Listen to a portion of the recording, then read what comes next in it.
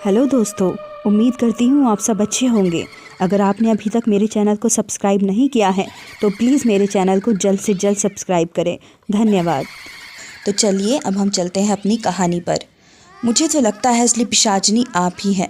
सभी गांव वाले भी अब असमंजस में नज़र आ रहे थे। उनकी कुछ समझ में नहीं आ रहा था कि क्या सच है क्या झूठ है। वो बस एकटक माताजी की तरफ देख रहे थे कि अब वो क्या प्रतिक्रिया करती है। माताजी ने बिना कुछ कहे फिर से अपने कमंडल से जल निकाला और चांदनी पर छिड़क दिया। देखते ही देखते चांदनी के शरीर में हरकत हुई और वो तेज़ी से चीखती हुई नन्ही बच्ची की जगह भयानक पिशाचिनी में बदल गई। बाहर निकले हुए उसके विकराल नुकीले दांत, बिखरे हुए बाल और डरावनी चीखें देखकर वहां उपस्थित सब लोग मानो भय से अपनी जगह पर जम गए थे। बड़की अम्मा भी अपने होश खोकर बस चांदनी का ये रूप देखे जा रही थी। तभी देखते ही देखते आंधी का तेज झोंका आया और उस झोंके के साथ माताजी पिशाचिनी को लेकर हवेली के बाहर आ गई और उससे लड़ते लड़ते मंदिर की तरफ पहुंच गई। गांव वाले भी मंत्रमुग्ध से उनके पीछे चले जा रहे थे। माताजी और पिशाचिनी एक दूसरे पर वार पे वार किए जा रही थी। पिशाचिनी के दांतों से टपकता हुआ खून सारी धरती को लाल कर रहा था। अतः मौका पाते ही माताजी ने एक मंत्र पढ़कर अपनी लाठी पिशाचिनी के ऊपर घुमाई। इसके साथ ही वो चीखती हुई माताजी की लाठी में समा गई। सभी जड़ हो चुके लोगों को जब माताजी ने अपनी लाठी से छुआ तो उनकी चेतना लौटी। बड़की अम्मा भी उनमें शामिल थी।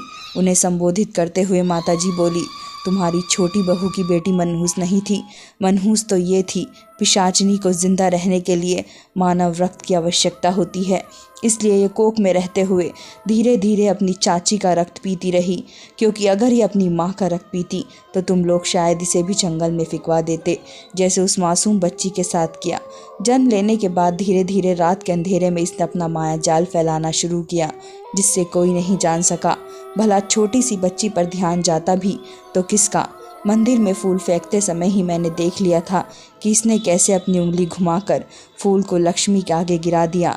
इसलिए मैंने लक्ष्मी को जलाने का अभिनय किया ताकि ये निर्भीक हो जाए कि इसे कोई पहचान नहीं सका और ये बेफिक्र हो जाए और अपना अगला शिकार कर सके, जो कि कोई और नहीं तुम थी बड़की अम्मा।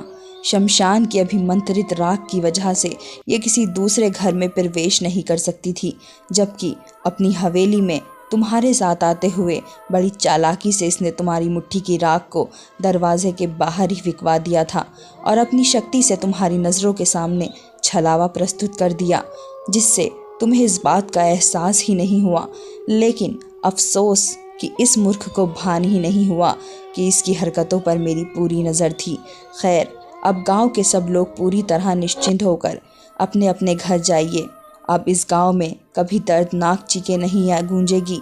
माता जी की बात सुनकर बड़की अम्मा वही अपना सर पकड़कर बैठ गई। उन्हें बार बार वो दिन याद आ रहा था जब उन्होंने उस मासूम सी बच्ची को जंगल में फिकवाने का आदेश दिया था। उनके आंसू थम ही नहीं रहे थे। माता जी को जाते हुए देखकर सहसा बड़की अम्मा बोली, माता जी मुझे भी मृत्यु दे दीजिए। मैं अब ये शापित जीवन नहीं जीना चाहती। अब इस दुनिया में मेरा है ही कौन। हे बड़की अम्मा, तुम्हारी वही अभागी पोती जो आज तक तुम्हारे स्नेह के लिए तरस रही है, उसके लिए अभी तुम्हें जीना होगा, माता जी ने कहा।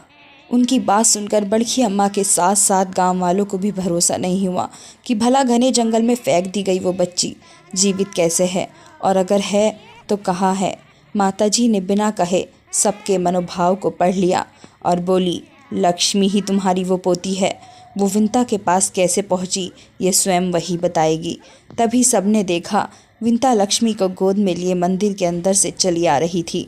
माताजी के कहने पर विंता बोली, जब मेरे ससुराल वालों ने मुझे घर से निकाल दिया तब मैं रोती हुई जंगल की तरफ अपने जीवन का अंत करने जा रही थी। तभी मेरे कानों में बच्चे के रोने की आवाज़ आई। आवाज़ की दिशा में जाकर मैंने देखा एक बेहद कमज़ोर लगभग मरणासन बच्ची पेड़ के नीचे पड़ी हुई थी। मैंने जल्दी से उठाकर उसे सीने से लगा लिया। वो भी रोना भूलकर दुखपान करने के लिए मुझसे चिपट गई। तभी मेरे आश्चर्य का ठिकाना नहीं रहा जब मैंने देखा कि मेरी छाती में सचमुच दूध उतर आया था। पेट भरते ही बच्ची चुप होकर मेरी गोद में सो गई।